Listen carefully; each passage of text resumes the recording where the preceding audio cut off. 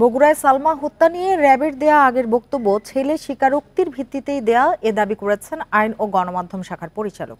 তবে কোনো সদস্যের গাফিলতি আছে কিনা তা নিয়ে তদন্ত হবে বলে জানিয়েছেন তিনি। এদিকে পুলিশের হাতে গ্রেপ্তার ভাড়াটিয়া মাবিয়া ও সুমনকে 3 দিনের রিমান্ড দিয়েছে আদালত। আর তার আগেই স্বীকারোক্তিমূলক জবানবন্দি দিয়েছেন মোহাম্মদ মুসলিম।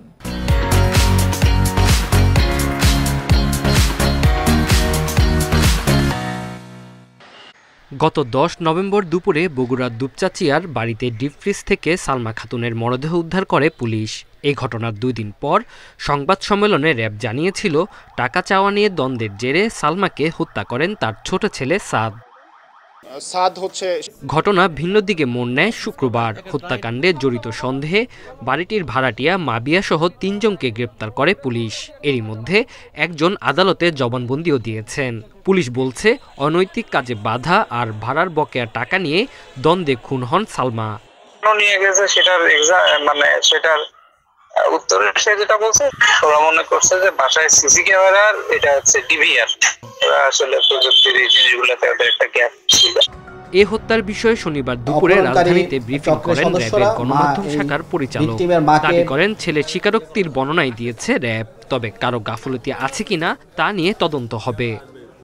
যে জবানবন্দি বা স্বীকারোক্তি দিয়েছেন তিনি কিন্তু যে কোনো সময় সেটা পরিবর্তন করতে পারেন, এটা তার অধিকার, তার আইনগত অধিকার এটা। সে কিন্তু যে কোনো সময় এটি পরিবর্তন করতে পারে। স্পষ্ট করে বলতে চাই, র্যাবের এই তদন্তে যদি কোনো গাফিলতি থাকে এবং কোনো ধরনের যদি আমাদের তথ্যগত বা প্রক্রিয়াগত কোনো ধরনের ভুল থাকে এবং এই প্রক্রিয়ার সাথে যদি কেউ দায়ী হয় তার বিরুদ্ধে যথাযথ ব্যবস্থা গ্রহণ করা হবে। র্যাবের তদন্ত সুষ্ঠুভাবে হয়নি বলে দাবি সালমা খাতুনের বড় ছেলে এবং স্বামীর।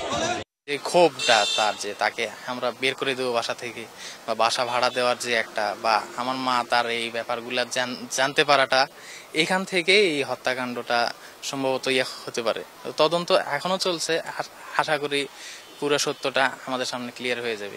কখনো বিশ্বাস করতে পারতেছি না, আমার আত্মীয় কেউই না যে তিনি এই কাজ করবেন। মাদ্রাসাপুরে খুব ভালো ছেলে আর কি। তো এরপরে যাক আমাকে আর আমার সন্তানকে এরা নিয়ে যাওয়ার পরে আমাকে ওখানে খুব সম্মানের সাথে রাখছে, আমাকে ছেড়ে দেওয়া হয়, আমরা মামলা দিয়ে দিয়েছি, আমি চলে আসছি। আর র্যাবকে আমার সন্তানকে জেলে হাজতে নেওয়া হচ্ছে আর কি। এদিকে মাবিয়া ও সুমনকে 3 দিনের রিমান্ডে নিয়েছে police. Tanzil Hasnat, independent news.